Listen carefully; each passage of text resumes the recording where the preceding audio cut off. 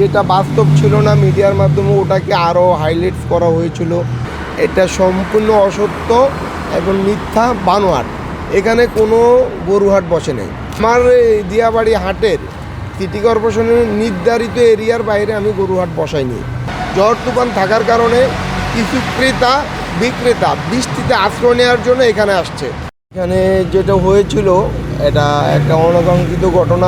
মিডিয়ার মাধ্যমে আমরা যেটা দেখেছি, এটা যেটা বাস্তব ছিল না মিডিয়ার মাধ্যমে ওটাকে আরও হাইলাইটস করা হয়েছিল। যে উত্তরা দিয়াবাড়ি মেট্রো স্টেশনে, সেন্ট্রাল মেট্রো স্টেশনে গরুহাট বসেছে। এটা সম্পূর্ণ অসত্য এবং মিথ্যা বানোয়াট। এখানে কোনো গরুহাট বসে নেই। গরুহাট বসার কোনো প্রশ্নই আসে না। যেহেতু এটা আমাদের একটা জাতীয় সম্পদ, এই সম্পদ আমাদের প্রত্যেকেরই রক্ষা করা একটা নৈতিক দায়িত্ব। তো সেই দায়িত্ববোধ থেকে আমরা এখানে যখন, যেহেতু উত্তরা দিয়াবাড়ি হাটের ইজারাদার আমি ছিলাম, সেহেতু আমাকে নিয়ে মিডিয়ার মাধ্যমে অনেক ধরনের পোস্ট হয়েছে। দিয়াবাড়ি হাটে আমরা ক্ষমতা অপব্যবহার করে গরুহাট বসিয়েছি। এটা কখনোই সত্য ছিল না। একটা মিথ্যা বানোয়াট প্রোপাগান্ডা ছাড়া আর কিছুই ছিল না। আমার দিয়াবাড়ি হাটের সিটি কর্পোরেশনের নির্ধারিত এরিয়ার বাইরে আমি গরুহাট বসাইনি।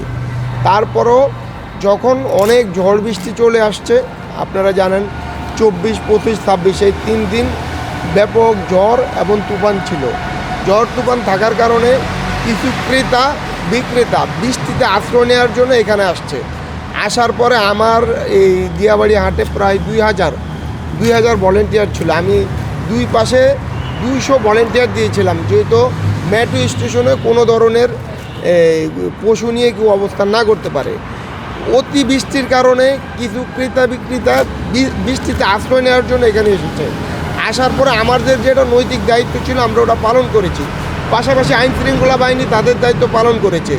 এখানে সবচেয়ে বড় দায়িত্ব ছিল মেট্রো স্টেশনের কর্তৃপক্ষের।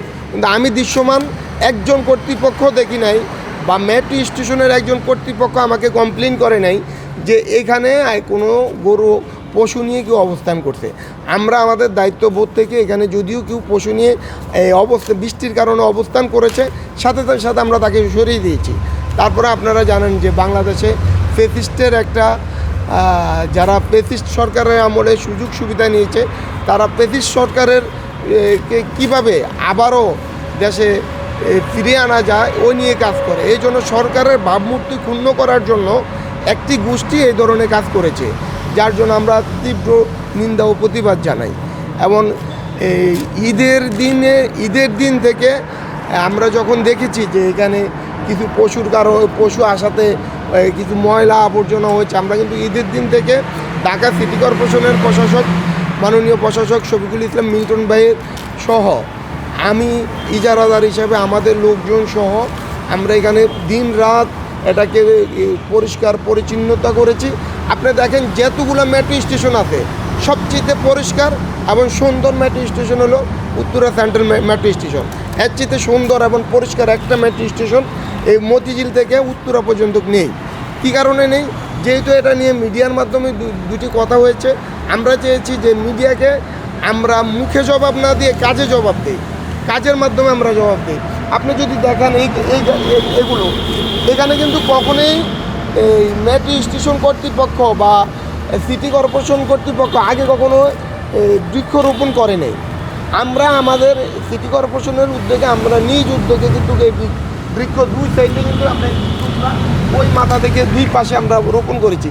যেখানে কোনো কিছুই ছিল না সেখানে আমরা সৌন্দর্য বর্ধন করে দিয়েছি। এটা হচ্ছে যে যেহেতু এটা আমাদের দেশের সম্পদ রক্ষা করা আমাদের প্রত্যেকের নৈতিক দায়িত্ব।